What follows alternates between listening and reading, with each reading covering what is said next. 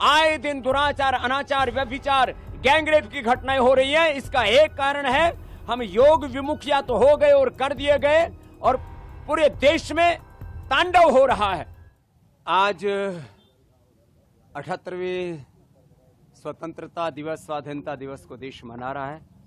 प्रथम तो सभी देशवासियों को 78वें स्वतंत्रता दिवस की शुभकामनाएं और 5 लाख से ज्यादा वीर वीरांगनाओं की शहादत, बलिदान, शौर्य की बदौलत जो हमने ये आज़ादी पाई है, उन तमाम वीर वीरांगनाओं, ऋषि ऋषिकाओं के प्रति कृतज्ञता का भाव अपने हृदय में संजो करके समस्त ऋषि ऋषिकाओं, वीर वीरांगनाओं के सपनों को पूरा करने के लिए प्रतिबद्ध होने का दिवस है।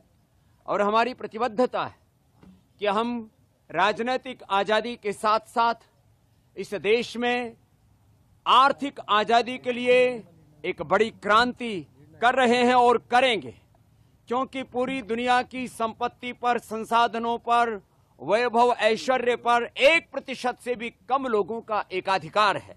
उन्होंने, उन साम्राज्यवादी ताकतों ने अपने क्रूर पाशों में पूरी दुनिया की सारी संपत्ति को एक तरह से रौंद रखा है, उन्होंने अपने हाथों में जकड़ रखा है।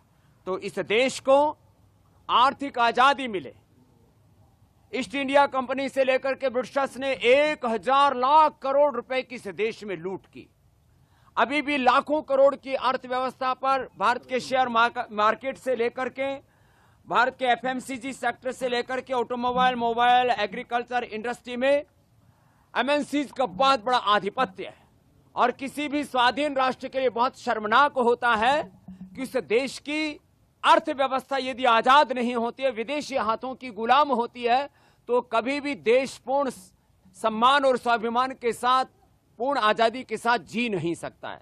तो हमने इस बार के 78वें स्वाधीनता दिवस पर यह संकल्प किया है कि हम इस देश में आर्थिक आजादी लाएंगे, स्वदेशी के अभियान को और मुखर करेंगे, शिक्षा की आजादी, मैकाले की शिक्षा के स्थान पर पतंजलि गुरुकुलम, आचार्य कुलम, पतंजलि विश्वविद्यालय और भारतीय शिक्षा बोर्ड के माध्यम से हम मैकाले की शिक्षा पद्धति, जिसमें पढ़े लिखे बेरोजगारों की एक फौज तैयार हो रही है, आगे चल करके उस सामाजिक विद्रोह का कारण बन सकती है।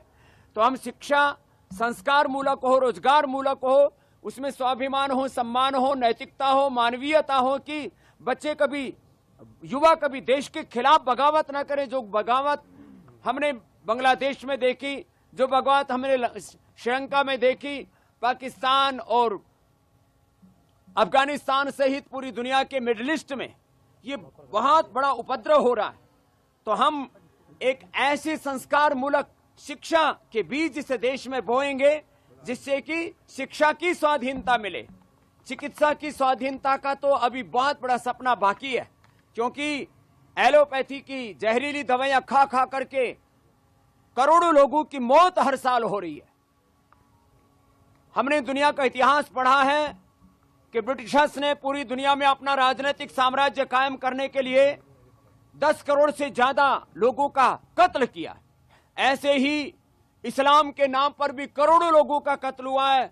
लेनिन, मार्क्स और माओ की जो क्रांतियों के नाम पर कत्ल हुआ है विश्व युद्धों में और अलग अलग त्रासदियों में करोड़ों लोग मारे गए।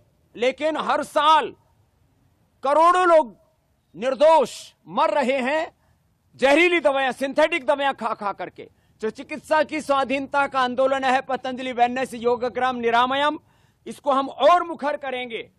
एक तरफ आर्थिक आजादी, दूसरी तरफ शिक्षा और चिकित्सा की आजादी, तीसरी तरफ सांस्कृतिक और वैचारिक आजादी, और रोगों से, नशा से, वासना से इस देश को आजादी दिलाने के लिए। क्योंकि जिस तरह से सोशल मीडिया के माध्यम से एक बहुत बड़ा वैचारिक युद्ध चल रहा है, उसमें भारत के बच्चे और जवान बर्बाद हो रहे हैं।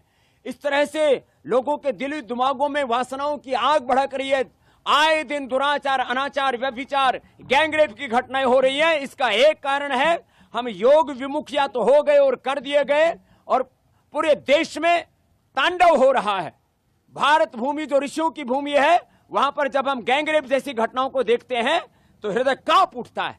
तो पतंजलि का इस संकल्प है, हमने इस बार इस 78वें आजादी के स्वाधीनता के दिवस पर यह संकल्प लिया है कि हम इस देश में राजनीतिक आजादी के साथ साथ ये शिक्षा की, चिकित्सा की, आर्थिक आजादी और वैचारिक सांस्कृतिक आजादी के साथ रोग और नशा वासनाओं से इस देश को आजादी दिला करके 5 प्रकार की इस आजादी के अभियान को हम मुखर रूप से पूरे देश में बढ़ाएंगे और इस भारत को स्वस्थ, समृद्ध, संस्कारवान और परम वैभवशाली बनाने के लिए एक बड़ी भूमिका पतंजलि की ओर से निभाएंगे।